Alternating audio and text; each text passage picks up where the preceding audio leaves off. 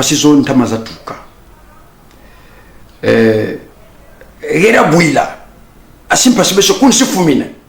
Comment en sommes-nous arrivés là?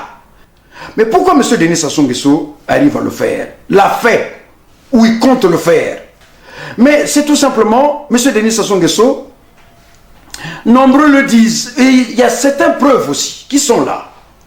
On dit qu'il est né Denis Sassou.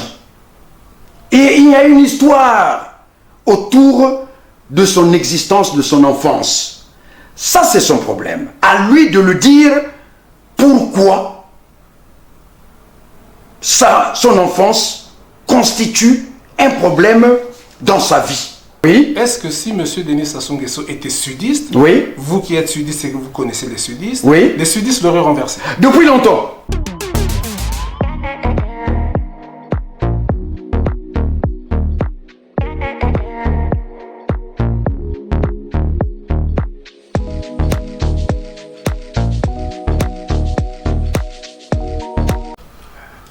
Monsieur Robert Kouachi-Pongo sur oui. Congo Liberty, alors on va vous poser une question directe. Oui. Beaucoup de Congolais ne comprennent pas ou font semblant de ne pas comprendre. Oui.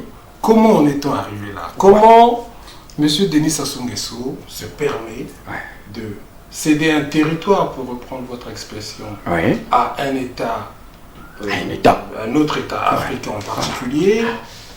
Est-ce que finalement les Congolais ne méritent pas M. Denis Sassou Nguesso? Comment peut-on accepter ce genre de choses et comment en est-on arrivé là?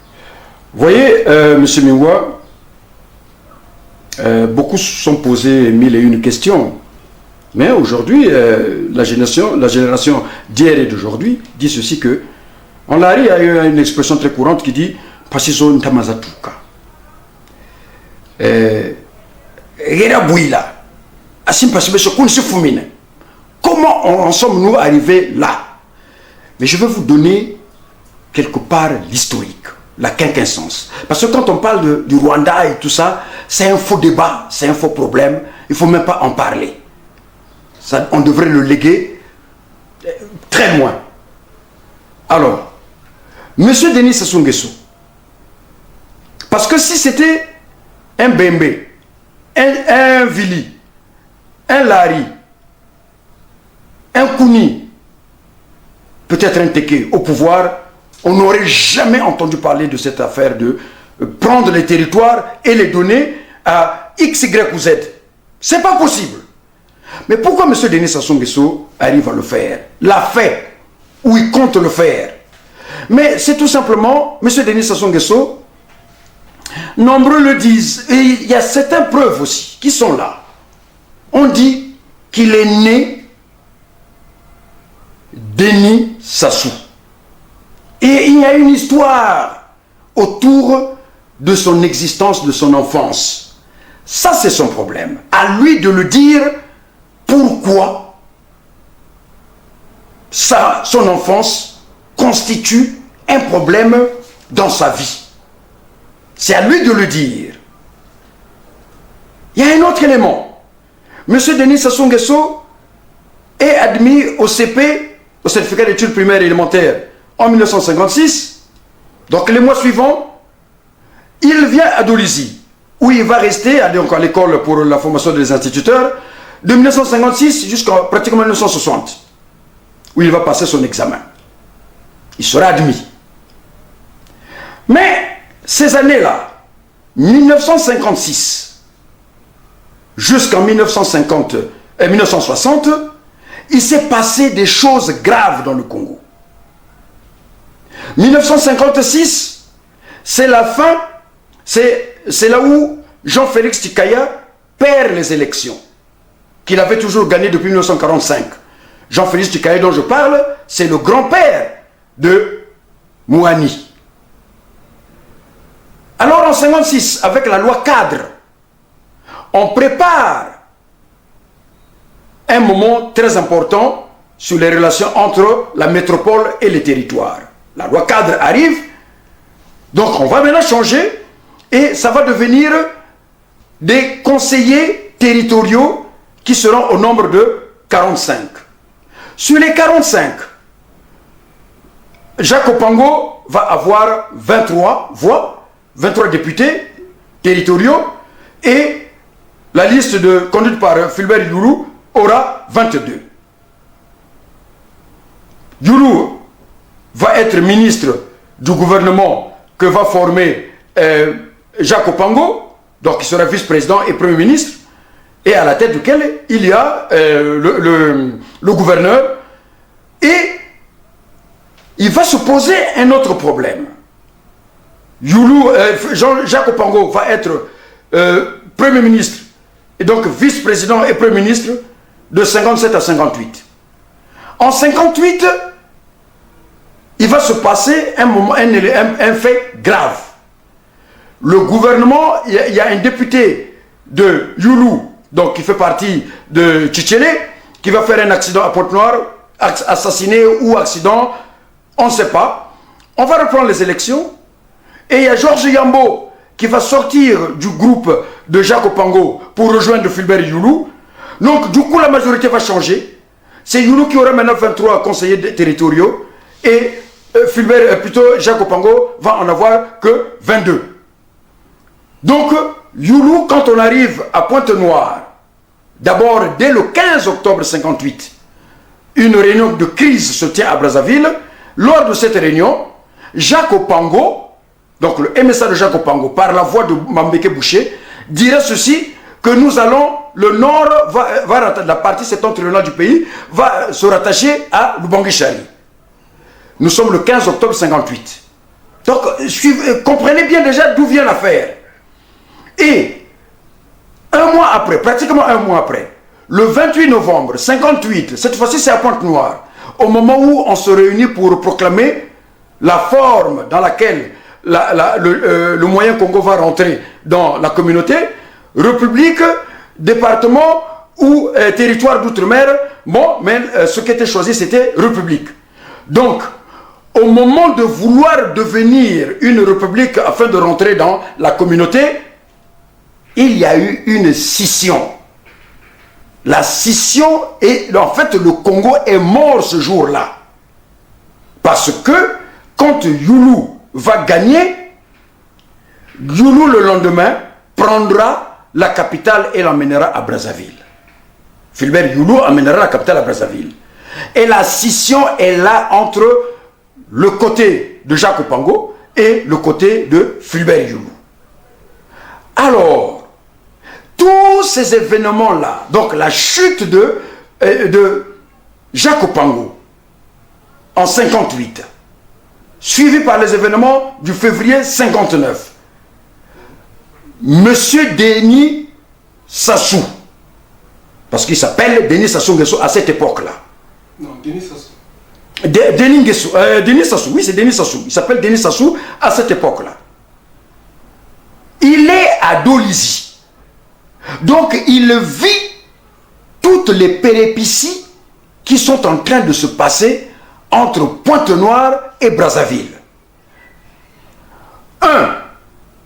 L'homme du Nord constate que l'homme du Sud ne nous aime pas, et au moment où nous, hommes du Nord, avons à peine obtenu la possibilité de gouverner ce Congo, ils se sont entendus par la corruption, par une entente sud, même si Tchétchéné, même si Jean-Félix Tchikaya s'était rapproché de Jacques Opango, mais Jean-Félix Tchikaya était pratiquement écarté du PPC, qui était son parti.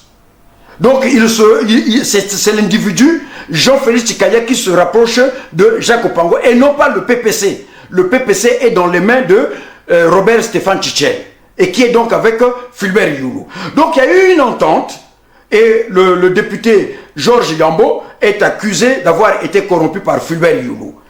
Ce n'est pas le jeu démocratique pour le Nord, mais c'est que ce sont les sudistes qui se sont entendus pour priver le Nord d'avoir le pouvoir. Ce problème-là, celui-là et celui de M. Sassou Denis lui-même, qui nous raconte dans plusieurs livres, dans quelques livres et dans une vidéo, ces choses-là font que M. Denis Sassou Nguesso, qui certainement a été touché dans son cœur ou dans sa vie, ensemble avec lui, tout le Nord, que Congo et Balingi Bissoté. Balingi Bissoté, c'est pour cela que ici Papa Opango, alors que Papa Opango, Azalaki Malamu, Nabango. Maintenant, c'est quoi Tokosala Nini. Et n'oublions pas, quand nous avons tous entendu que le pouvoir est au bout du fusil. N'oublions pas ça. Oui, mais monsieur Robert, n'oublions pas ça. Excusez-moi, je vais apporter un tout petit peu la contradiction quand même. Je vais pas vous laisser faire un monologue sur Congo Liberty. Dites-moi. C'est pas le genre de la maison. Oui. Dans l'ouvrage de Emi Machika, le défunt, qui a quand même été un acteur majeur de la politique congolaise. Il dit quoi? Indépendance. Il dit bien que monsieur Fulbert Yulu a été discourtois envers Papa Opango qui l'a renversé, et qu'il y avait bien quelque part, comme vous le dites, un complot, en tout cas une entente des sudistes pour renverser Papa Opango du Nord. Donc, c'est ce que je suis en train de dire. Vous pouvez aussi comprendre que pour l'époque, M. Denis Sassou Nguesso et avec d'autres, eu cette démarche du Nord et du Sud. Mais n'oubliez pas non plus, et vous l'avez rappelé, que les meilleurs amis de M. Denis Sassou Nguesso sont quand même les fils du Niari. Je veux vous dire... C'est une partie de sa jeunesse. Je vais vous donner tous ces exemples-là, tous ces éléments-là. Si ses amis à M. Denis Sassou Nguesso sont du Niari, mais il ne faut pas oublier le massacre qu'il y a eu de Sibiti jusqu'à Dolisie par les gens ramenés par M. Denis Sassou Nguesso. Donc en quoi il est ami? Il est ami des uns, mais pas du peuple. Le peuple de Dolisie. Allez dire ça au peuple de Dolisie. Allez dire ça au peuple de Sibiti. Allez dire ça au peuple de Mouyondi. Tout ce qu'ils ont vécu avec l'arrivée, la pénétration des Angolais, des Rwandais, des Tchadiens dans ces contrées-là. Allez dire ça au peuple de Sibiti que M. Denis Sassou Nguesso est ami. C'est peut-être un fauve blessé. Non, il n'est pas fauve blessé. Le Kouilou.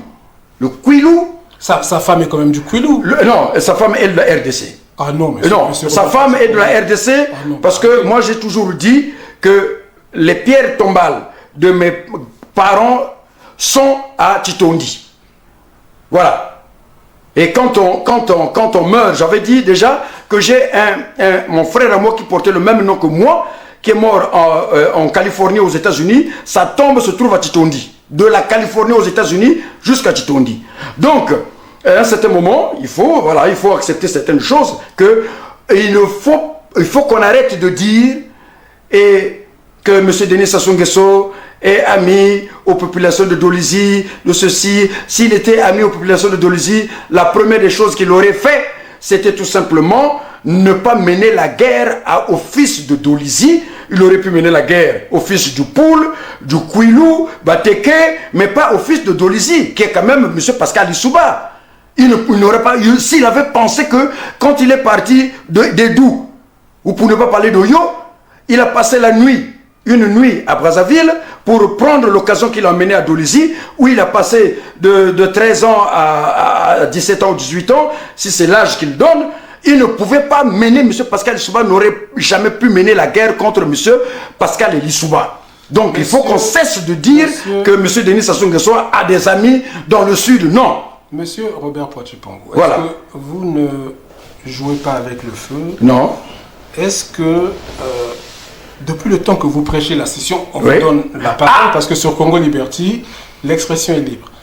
Pourquoi les intellectuels et les universitaires du sud du pays ne vous suivent pas? Non. Est-ce que si le Nord était dans les mêmes dispositions du Sud, ils auraient demandé la session?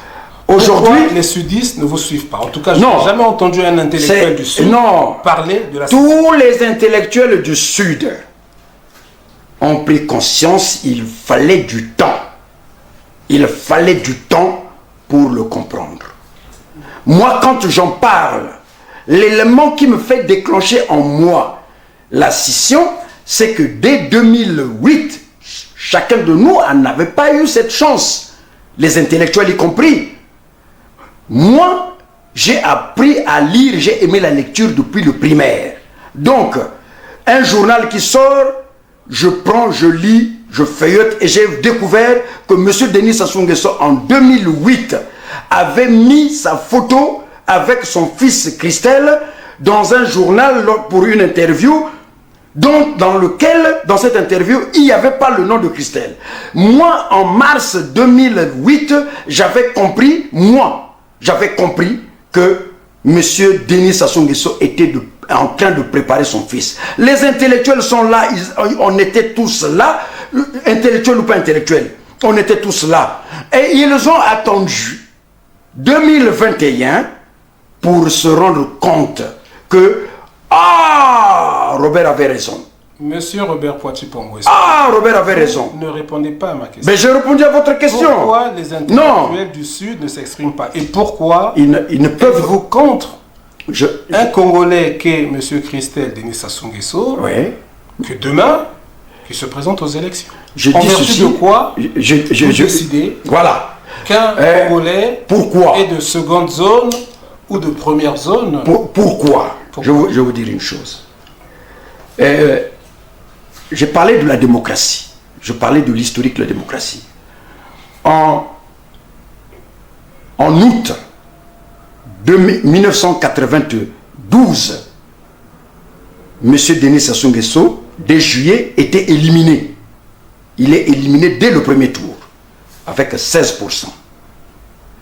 Quand il va faire la passation de service, il rentre chez lui, il réunit son monde, il avait promis ne pas le laisser et qu'il reviendra. Ça veut dire quoi? Que M. Denis Sassou Nguesso, quand il revient le 5 juin 1997, c'est pour venir prendre le pouvoir par les armes. Donc, il n'y a pas de démocratie depuis 1992 au Congo. Puisque la démocratie, par l'effet de la population, démographie, ne peut pas permettre, parce que ça se fait par confiance, ne peut pas permettre, le constat ne date pas de 92, mais le constat de 1945. Donc, c'est pour cela que Jacques Opango, lors de la réunion du 15 octobre 1958, fait le constat qu'en fait, on ne peut pas diriger ce pays. Donc, il faut, nous allons prendre notre parti et l'amener, le rattacher à Lubangui Chari. Tout ce qui suit là, on ne peut pas, nous au sud, on ne peut pas accepter ça. Le nord, oui, parce que le Kwilu, qui a pratiquement, qui on dit le poumon économique de ce pays, n'a jamais fait un coup d'État.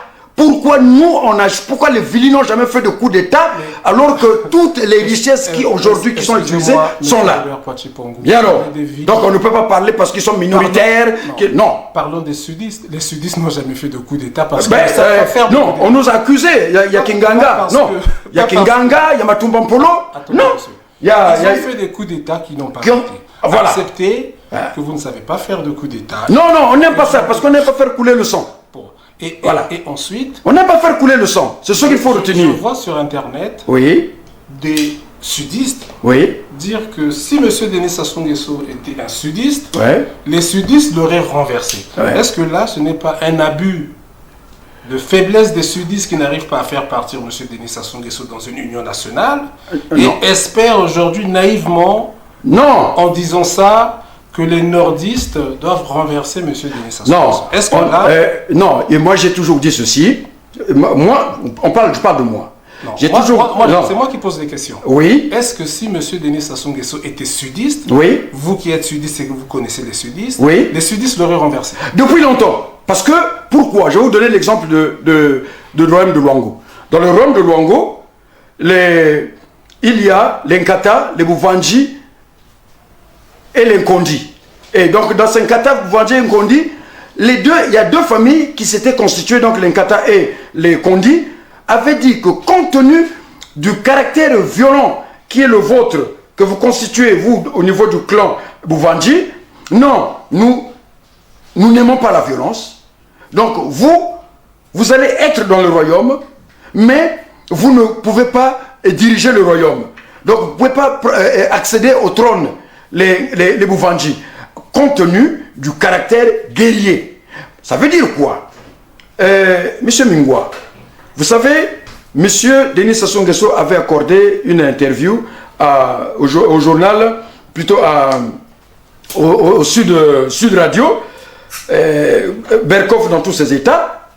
Dans cette interview, M. Denis Sassou Nguesso a commis la maladresse de dire ceci, que non seulement qu'il était dans la franc-maçonnerie, mais il était aussi dans la tradition, donc dans ce qui était traditionnel. Donc quoi, la sorcellerie.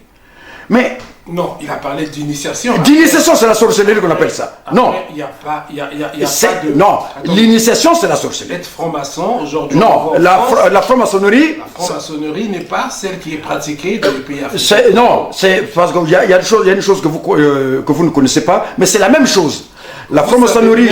Vous savez bien, M. Robert Poitiers-Pangou, que les pères fondateurs des États-Unis d'Amérique étaient tous des francs-maçons. La franc-maçonnerie, c'est pour ça que la franc-maçonnerie, c'est exactement la même chose que la sorcellerie, l'initiation à la sorcellerie. C'est la même chose. Il n'y a pas de différence. Les sorciers d'ici, c'est les mêmes que les sorciers du village. Donc quand M. Denis Sassou Nguesso, dans cette émission, reconnaît, mais nous, au village, mais être sorcier, être initié, c'est une honte. On a honte de parler de ça. Pourquoi on a honte de parler de ça? Parce que la sorcellerie, l'initiation, il y a une conséquence dramatique. C'est la mort. Ça parle de la malédiction, ça parle de l'ensorcellement, donc de ce qui est maléfique. Donc un sorcier, soit-il ton père, ton oncle, il ne peut pas reconnaître et accepter qu'il est sorcier. Il est initié. C'est une honte parce que Kundu Chimachachi Bi. Kundu Chimachachi Bi. Yake Kima Yayimbi di Kundu. Di Kundu ke Tunga ka bois la ve. Monsieur Mingwa, un homme initié, c'est quelqu'un qui entraîne la mort. Et vous savez que dans nos villages, il y a eu des familles qui se sont éclatées. Il y a eu des parcelles qu'on a coupées en deux à cause de la sorcellerie. Donc, Monsieur Sassou, je l'invite à aller lire ou suivre la vidéo de Kiruku et la sorcière. Quand j'invite tout le monde à suivre la vidéo de Kiruku et la sorcière. La sorcellerie, nous avons connu, pour ceux de ma génération, nous avons connu Kouakoma. Nous avons connu Lassi Zéphirin. Nous avons connu Simon Kimbangu. Tout ce monde-là a voulu régler le problème de la sorcellerie en aidant les familles dans lesquelles il y avait le sorcier de pouvoir se débarrasser de ces choses-là parce que ça entraînait le malheur dans le village. Il y a des morts tous les jours, tous les mois, tous les ans à cause de la sorcellerie. Donc on ne peut pas venir, un sorcier ne peut pas diriger un village. Il ne peut pas. Est-ce que c'est le cas aujourd'hui?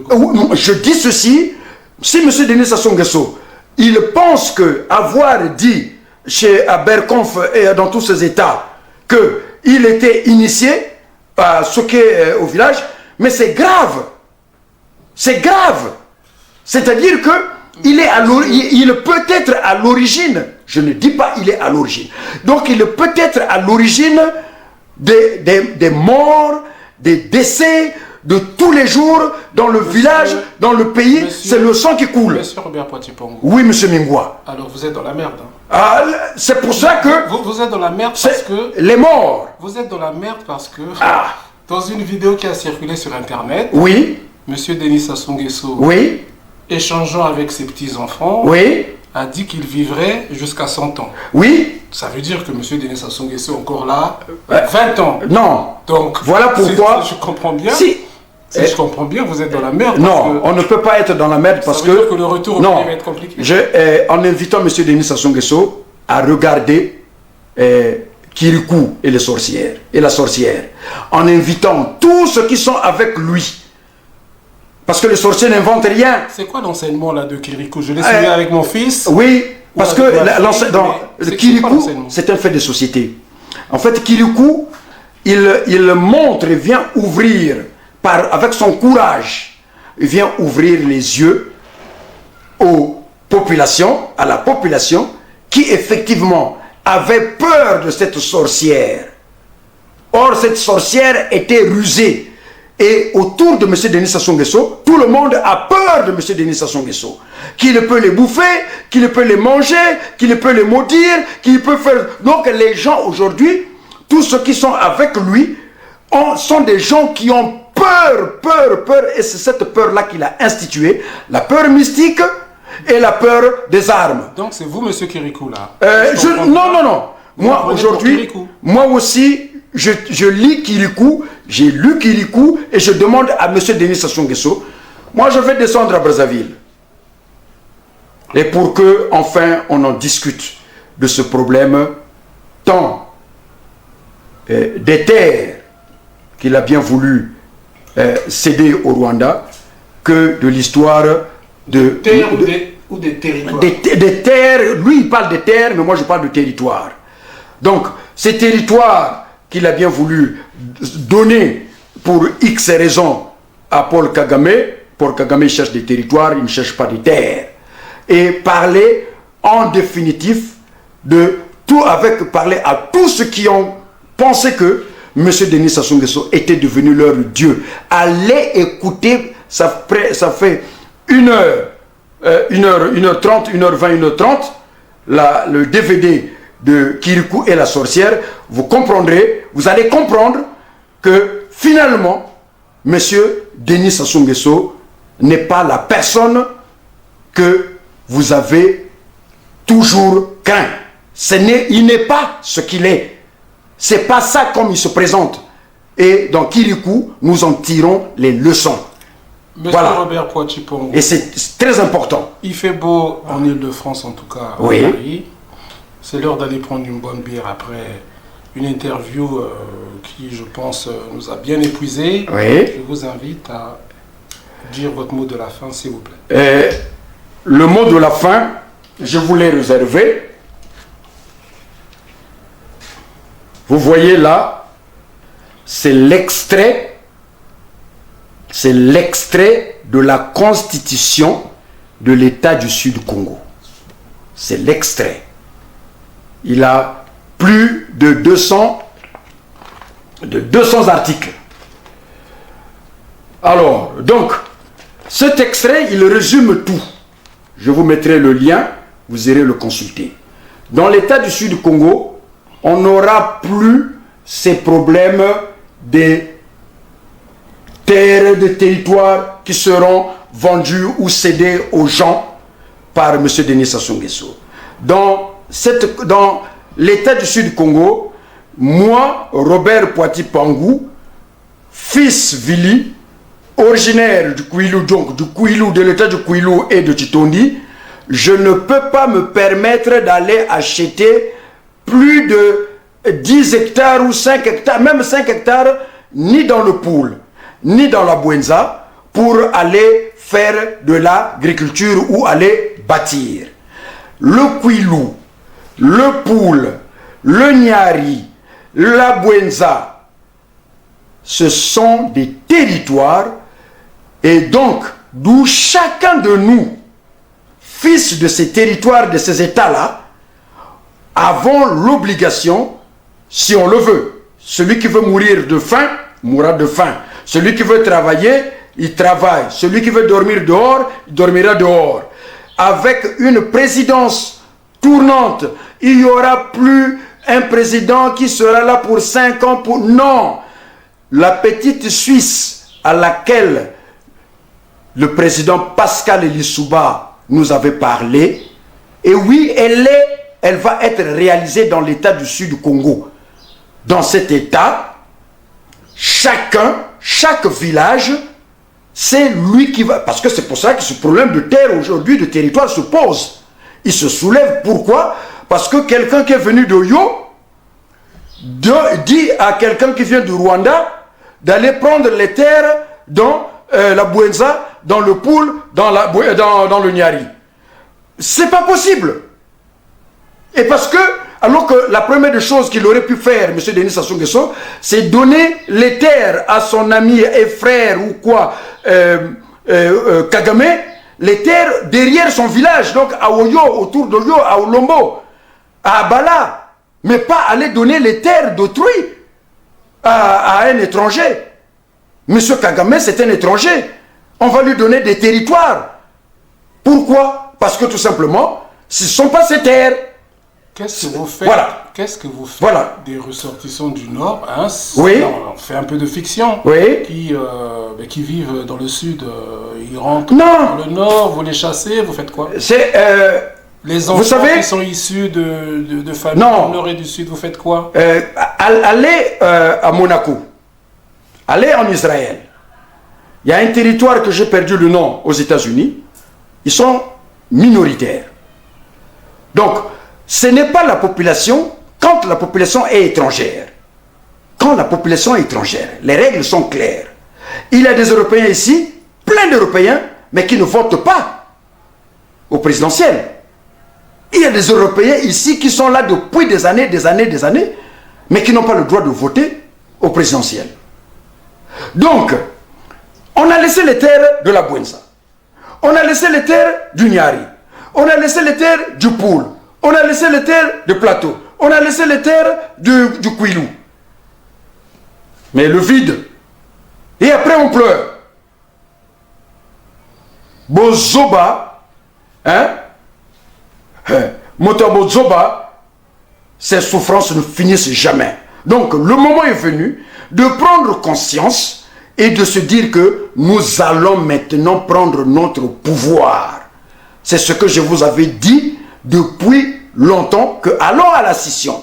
Laissons, parce que M. Mengo a bien voulu me poser la question de savoir si M. Denis Sassou Nguesso était du Sud, est-ce qu'on l'aurait enlevé, on l'aurait chassé? Oui, on l'aurait fait, depuis longtemps. On l'aurait balayé. On n'allait pas dire que non, ah c'est Moshi Babomi Sassou. Non, on n'aurait pas dit ça. Mais nous, quand quelqu'un commence à faire des choses qui ne cadrent pas avec l'existence humaine, eh bien, on s'en débarrasse. On le chasse, on le fait partir. On l'a fait pour Youlou, on l'a fait pour Massamba Deba, on l'a fait pour Jean-Félix Tikaya. Hein, ça, moi, je vous le dis. Hein, parce que Jean-Félix Tikaya parle Vili, mon père me l'a dit, en 2018, il avait 98 ans. Papa m'a dit que Jean-Félix Tikaya était tellement absent au Kouilou, donc au pays, que les gens dans le Kouilou ont commencé à comprendre que non, mais il n'est pas là, il est loin. Et c'est pour ça que les gens se sont rabattus du côté de Tchétchélé, qui était l'un de ses seconds. Donc vous comprenez que nous, on a une manière que quand ça ne tient pas, on décide et on règle le problème. Un sorcier dans le village, qu'est-ce qu'on fait? On l'écarte, on l'éloigne. Le sorcier. Merci. Donc, M. Denis Sassou Nguesso a dit qu'il est initié tant à l'européenne qu'au village. Mais un sorcier chez nous, tu ne peux pas accepter que tu es sorcier. C'est pas possible. Monsieur Denis Sassou Nguesso. Je vous remercie. Je pense qu'on mérite bien une bonne bière après cette interview. Oh, pas la bière, moi je suis Vili, je ne prends pas la bière. Vous allez prendre du vin. Ben, s'il y a du vin, oui, je prendrai du vin. On va prendre du vin, un petit Côte du Rhône ou un Bordeaux. Je sais que vous aimez bien le Bordeaux. Voilà.